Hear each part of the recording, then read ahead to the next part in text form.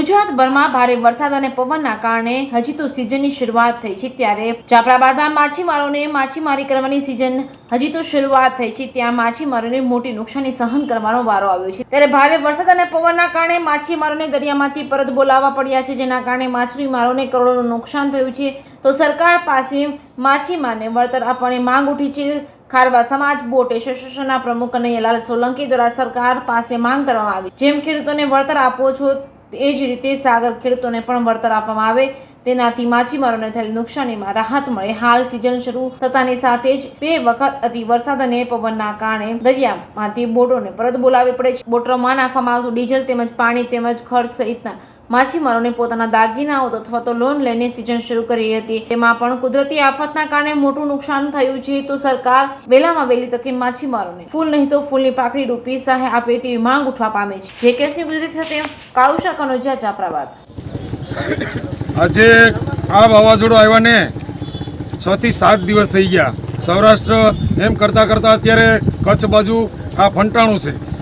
આ કારણે સરકારના આદેશ અનુસાર અમારી જાફરાબાદની બોટો તમામ આદેશ આપ્યાની સાથે જ બંદરમાં તમામ બોટો તમામ સમાજની લાંગડી દેવામાં આવી છે। આપ જોઈ રહ્યા છો કે તમામ બોટો બંદરમાં છે।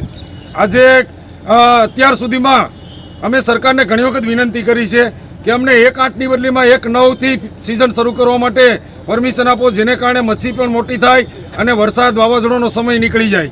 આ વર્ષે ગુજરાત સરકારનો આભાર છે કે સરકારે માછીમારના વિકાસ માટે 15 ઓગસ્ટ પોતે સરકારે કરી, અને આ ગુજરાત સરકાર માછીમારો માટે, કેન્દ્ર સરકાર માછીમારોનો ખૂબ જ વિકાસ કરી રહી છે। પણ અત્યારે આ માછીમારોએ પોતાનો ધંધો પોતાના ઘરેણાં વેચીને અથવા વ્યાજે રૂપિયા લઈને પણ આ ધંધો ચાલુ કર્યો છે। તો આ સમયે આ બોટો પરત આવે, ડીઝલ બગાડીને રાશન ખલાસીઓના પગાર ચડે, અને અત્યારે આટલા દિવસથી ઘરે બધા ખાય છે।